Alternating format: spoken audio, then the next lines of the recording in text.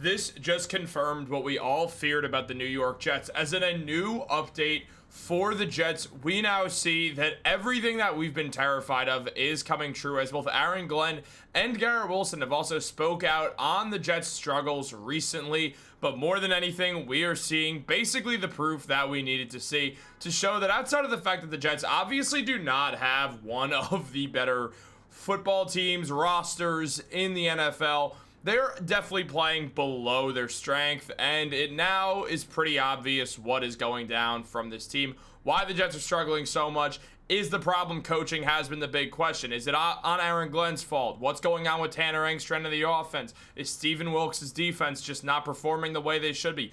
What exactly here has been the issue for the New York Jets? And there's been a lot of people saying, well, it can't be this, it can't be that. It's not coaching. Aaron Glenn's good at this, or he's good at that. Steven Wilkes has been good here, so all that. Tanner Engstrand was a good QB's coach. Can he be a good OC coach? But all of these fears, it's come true. Clearly, there is an issue that we have been sort of aware of, but has become a lot more clear, and that is none other than coaching. And we are going to explain one of these sets that's showing a severe issue that coaching is having, and we're going to jump right into that, guys. But before we do that, if you're part of that 65% that's not subscribed to Jets Digest, make sure to subscribe for daily New York Jets updates. Look, I know this season is obviously not panning out the way that we wanted it to as of right now, but there's still reasons to watch the Jets and have fun while doing it, and we are still going to have fun while talking about New York Jets sports. So let's jump right into it.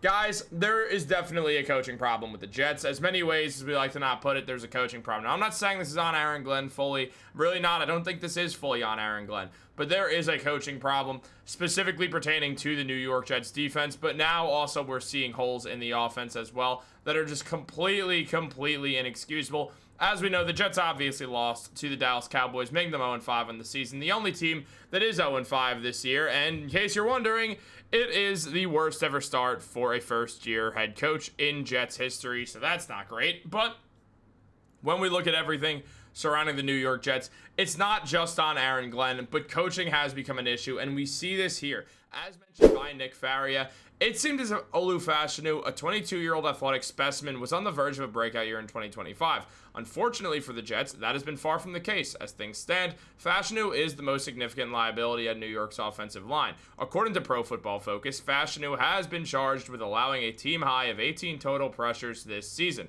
the most in the NFL among left tackles. He's also allowed those pressures on 203 pass blocking snaps. Now, Faria continued to mention that it's a jarring increase compared to his rookie year, where Fashanu allowed just 12 total pressures on 230 pass blocking snaps at left tackle. This year, he's allowed 6 more pressures on 28 fewer pass blocking snaps. Fashanu's allowed a pressure rate that has spiked from 5.2% to 8.9%. For perspective, the league average for tackles this season is 6.6%. So essentially, Fashanu has regressed from a comfortably above average player to a well below average pass blocker, which has been a severe issue. The Jets are 20th right now in pass blocking. It has not been good. The offensive line was supposed to be one of the bright spots of this team, and seeing a guy who the Jets did mortgage a first-round pick on is obviously really terrible. Now, there's a bunch of reasons to go over this. Obviously, the Jets are a bummer this season, but they were last season as well, so there's only so much that we could really put on that.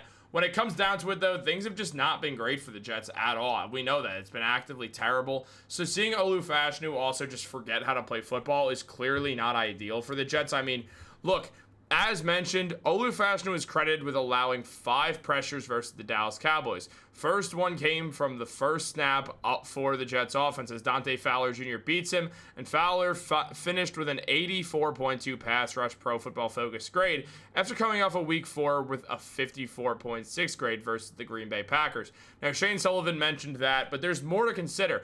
As in week 1, this was not the case with Fashanu. He put on a show in week 1, as mentioned by Brandon Thorne, against TJ Watt and Highsmith with excellent technique, mixing up sets of a 45 to vertical, turning wide W9s into T5s, Circling technique to widen the corner, low, firm, inside hand follow through, and even weight distribution to recover and cut off the counters. We saw everything we loved out of Olu Fashanu, except now, after 4 weeks, we're not seeing that at all. We're seeing just a completely different guy. But it's not just Fashanu, it's the whole offense. Now, as mentioned by Justin Freed here, the Jets allowed 23 pressures against the Cowboys in week 5. Their most in a game this season. Joe Tippmann allowed 6. Fashanu allowed 5. Armand Membo, an awesome start to his career, allowed 5. John Simpson allowed 3. Breece Hall allowed 2. Josh Myers allowed 1. Jeremy Ruckert allowed 1.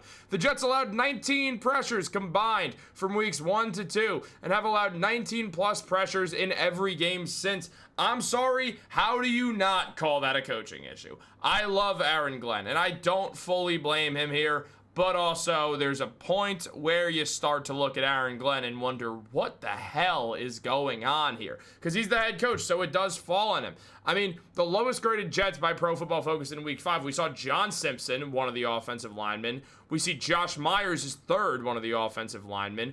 Quinnen Williams had a bad one, but also he's getting mobbed by everyone. He's the only thing that works on the defensive line.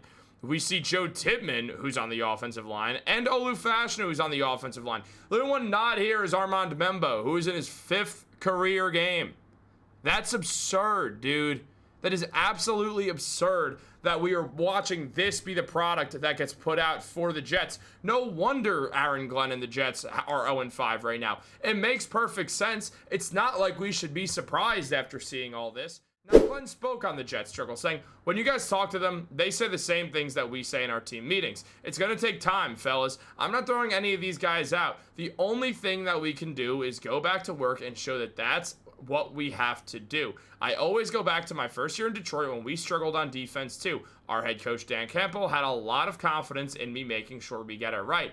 And I feel the exact same way. The problem is Aaron Glenn's a better defensive coordinator than Stephen Wilkes, who is the Jets' defensive coordinator. So when we consider that, things are seriously problematic. And as Mike Greenberg mentioned, who's outside of an ESPN host, a diehard New York Jets fan, as you know if you've ever seen him host anything, Aaron Glenn screamed at his team so loudly Monday night that they came out today and played their worst football game of the year. No fire, no fight, no chance. The Jets aren't anywhere near the worst team in football, but they're playing like it. And Mike Greenberg is exactly right.